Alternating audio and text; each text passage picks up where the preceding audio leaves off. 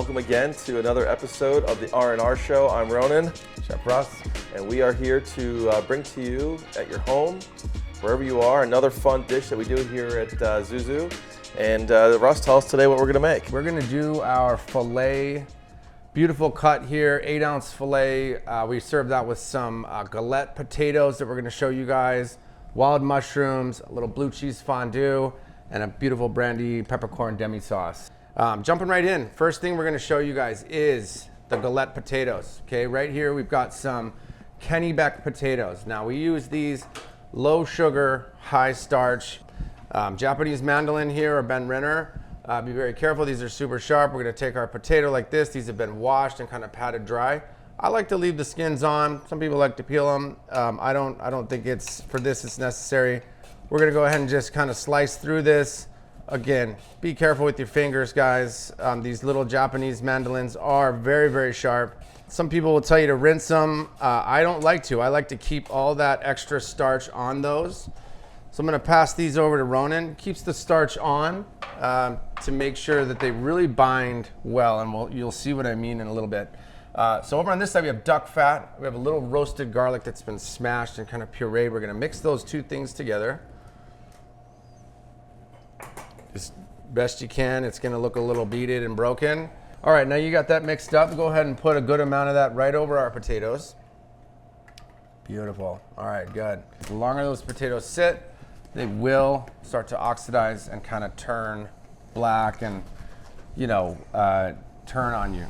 Perfect. Just give them a good toss. We can always kind of coat as we go. Yep. Next to that, you've got 2 small pans and some parchment paper. Okay, so we're gonna take the top pan off. We're gonna take paper off. We're gonna use a little bit of pan spray.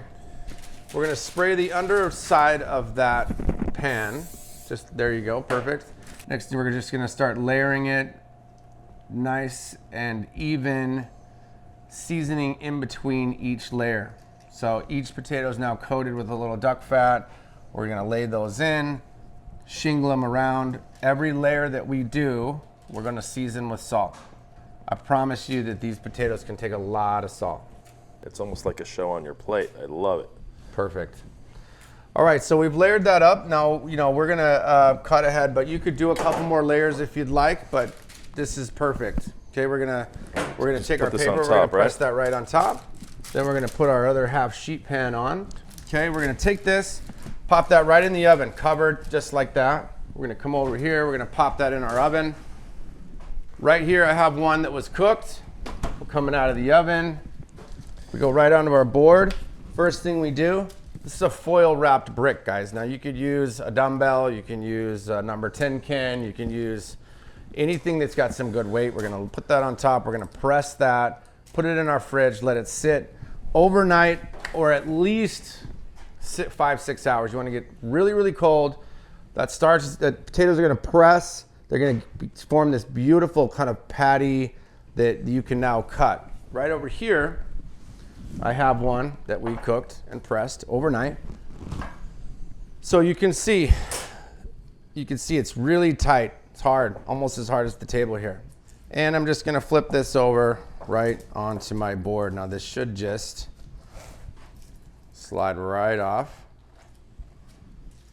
Pull our parchment up. Parchment just helps it from not sticking. You do not want to be fighting with your pan. You just put all this work in, and next thing you know, you've got this potato that's all mangled now because you were trying to get it off of your cutting board, right? Make sure my oil's hot here. You want your oil, if you're temping this, to be about 350, 360. Some nice big kind of squares like so. I'm gonna turn this over to the side, trim all this excess off the outside. This part of it is really all you'd like to do. We serve triangles here for our dish. But again, you can see those beautiful layers all layered in. It's just like a little delicious, fancy French fry, essentially. It's gonna be fantastic. Oil's nice and hot. I'm gonna just lay that in.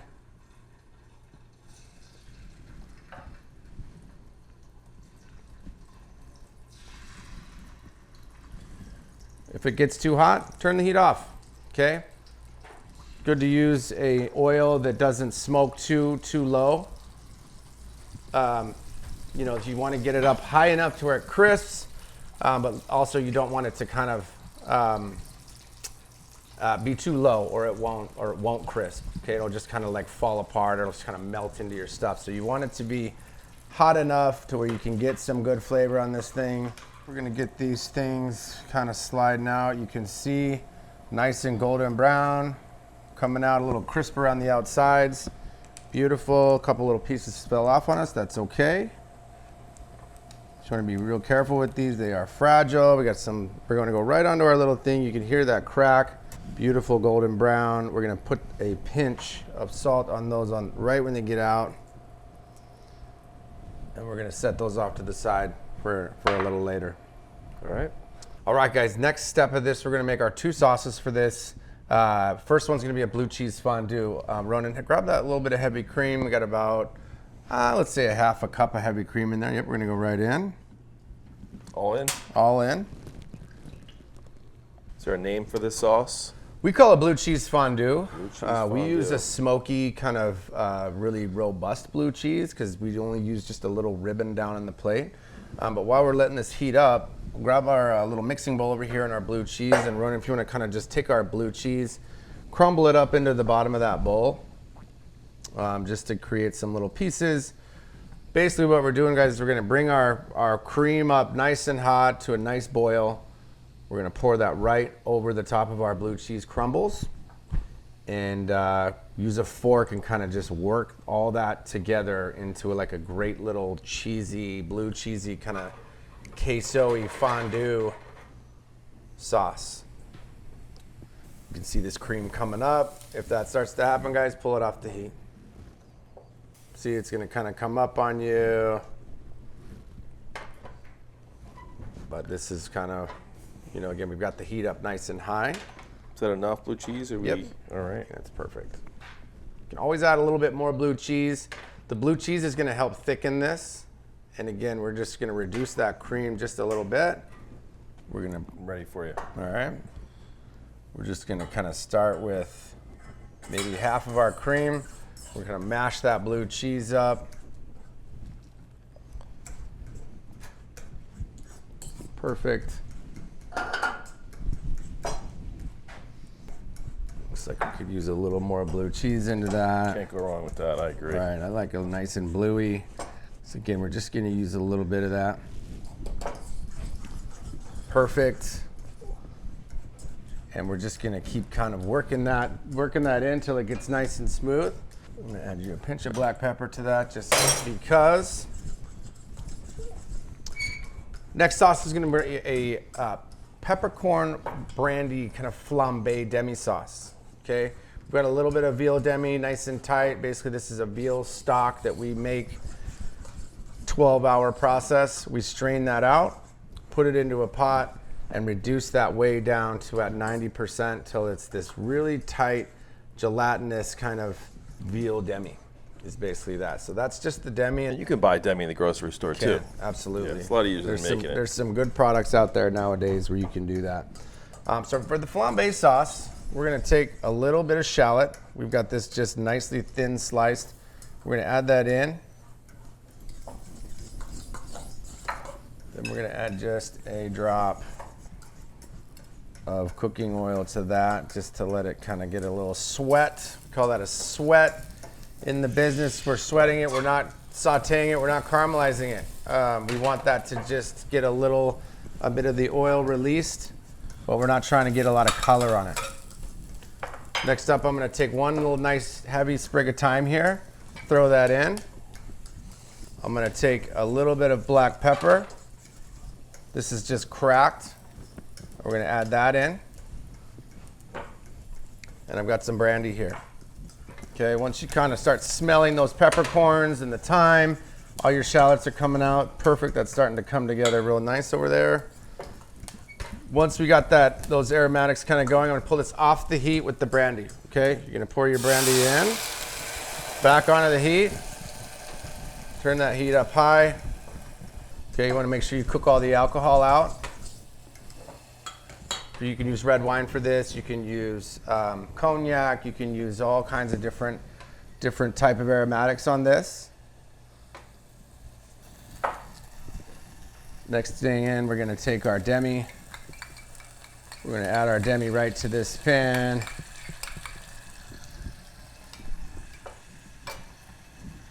And we're gonna turn our heat down so we don't burn anything.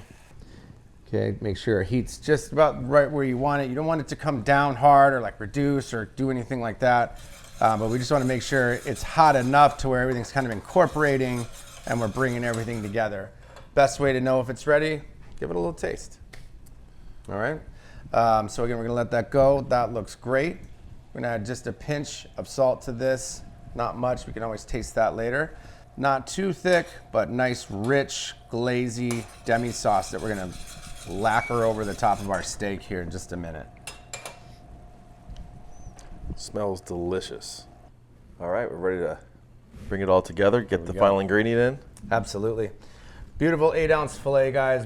We've had this out of our fridge for 30 minutes. You know, great to let this kind of come up. It cooks super even.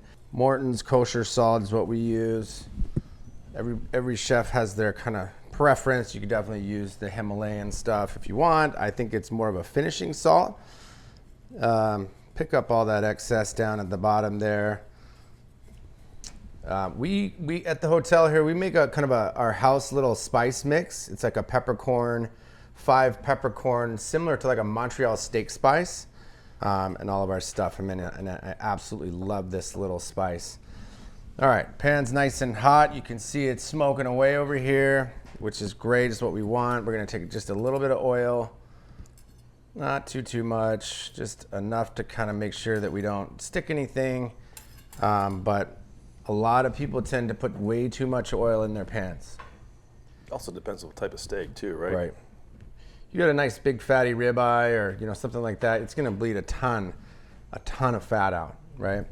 Steak's gonna go in. I like to give it a little kind of push like that, because once I let it go, I'm not gonna touch it. I'm gonna let it kind of do its thing. These classic flavors, blue cheese, onion, bacon, potato. I mean, those are, Midwest staples, right? They pair perfectly well. So kind of fits the theme of how we like to cook here. Everything's approachable, everything really, you're not guessing what you're eating. There's no real magic to it. It's just great ingredients, cooked the right way, and seasoned right, and you can just really feel the love coming into the food. That's what we really like. I'm just moving this thing around just a little now. Make sure my sear's nice and even. Russ, when you're out at home shopping for the family, you're going to pick out a filet, what do you look for? I look for tightness of the muscle. If it's really loose and kind of wet, it means that it's been frozen or it's been sitting around too long and starts to break down. The protein itself starts to break down a little bit. And we're gonna start cutting up our mushrooms and our bacon over here. Okay. Ronen's got some bacon here if you wanna grab that. We can start just cutting some little lardones out of that, because we're gonna build the next part of this right in this same pan here.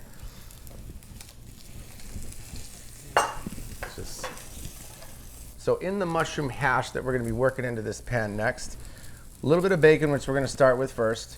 So right in here, let's cut up that cipollini onion. We'll chop up a little garlic. So this is a big steak. I'm gonna turn it onto its side. Again, get a little oil, kind of rub that around the pan. Like a bigger chop for this, right? Yeah, it's nice and good? chunky. Perfect. Yep, perfect. We'll leave that there. If you wanna chop up a little bit of garlic for us, it'd be great. I'm just kind of working this around the pan. I'm going to sear the edges. I like my fillets, rare, maybe a touch above rare, not even a full medium rare. Nice hard sear crust on the outside. To me, that's just the perfect way to eat a fillet. See that steak looking real nice there, starting to caramelize around the outside. Got some beautiful chopped garlic. We'll pull a little pan out. Just a minute here. We're gonna pull this steak out. We're gonna rest it.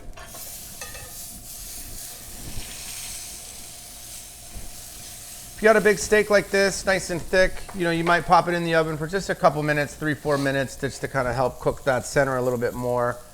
So I think we will pop this thing in the oven just for a minute, but again, not too long, guys. You don't need to go very, very long on this. It's a nice steak. Eats very well at rare, medium rare. Longer you cook, you know, a little more of that kind of caramelization you get and stuff, but I like to taste the meat. All right, let's throw that bacon right in, Ronen. I'm gonna pop this thing in the oven for just a couple minutes right over here. Perfect. Again, no need to clean that pan. All that down in the bottom of that is just all the little beefy tidbits that sit down in there. All flavor, guys. You smell that bacon right away, that little bit of smoke. I love mine with a little blue cheese. I wish the people at home could smell what this kitchen smells like right now. Absolutely heaven. Again, we're gonna just render that out. Looking to kind of toast those off.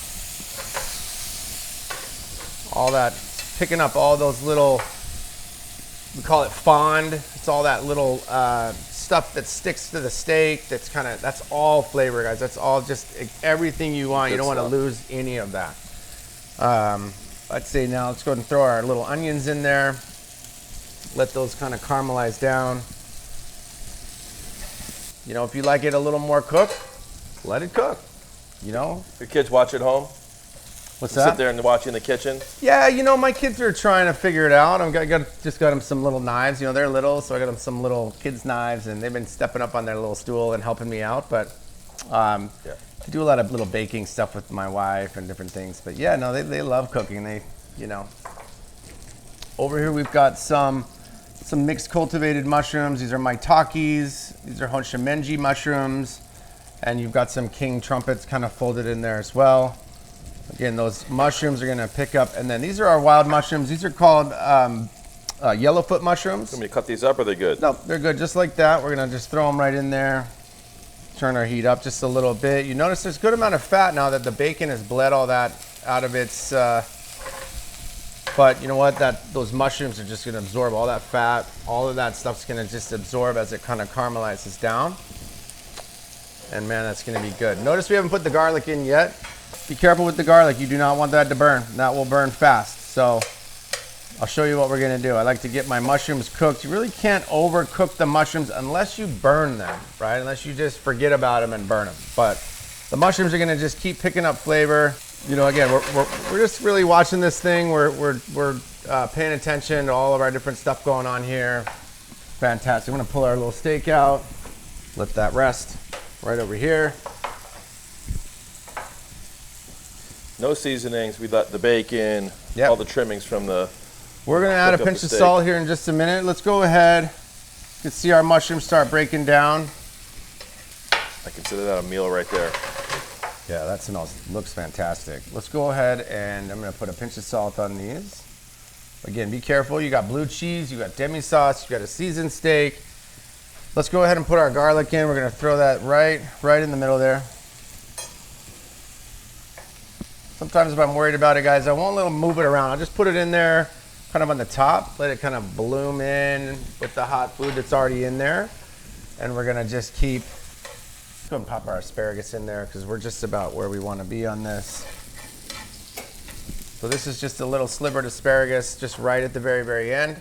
I became a big fan of mushrooms. As a kid, I didn't like mushrooms. And right now, going out to farmers markets and seeing fun mushrooms that they have available, right, and incorporating them a few times a week into some sort of dish I make at home. And that's why when you made this today, I could just eat a fun assortment of mushrooms. All right, so I'm putting my steak, now that it's rested, I'm putting this back in the pan. Put a massive dollop of butter on that, because why not? And I'm gonna let that kind of pick back up while this is finishing. Get our plate out here. All right. So we've got this beautiful steak with that butter. This is garlic butter. We just, again, another layer of flavor. Why use regular butter when you can use garlic butter, right? Just kind of glazing that thing, picking it up back hot. We've rested the juice. Very, very important to rest your meats. You know, basically what happens is all the juice kind of comes into the middle And then when you rest it, it kind of redissipates out to the outside. If I slice into that right out of the oven or right out of the pan, it's gonna bleed all that liquid that was kind of concentrated in the middle, and you've kind of dried your steak out almost immediately. We're letting that garlic butter just kind of simmer down. Looks like our hash is about ready to go. I'm gonna finish our hash with just a little bit of fresh chopped chive. Just to give it a little color and some freshness. Another little pinch of pepper. And we are just about there. Flip that over right onto that butter. Just let that butter kind of foam up. All right, let's start building our dish here. We've got our 2 little sauces. First things first, we got our demi sauce. I am gonna put just a little bit of that down. We're gonna finish over the top as well. That's our little brandied sauce. Just gonna create a little kind of in the center. I'm gonna take our blue cheese sauce and just kind of ribbon that around.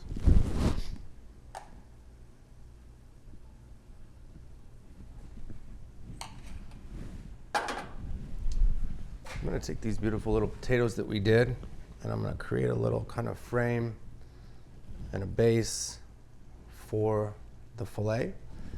Just put 2 of those on. Beautiful steak.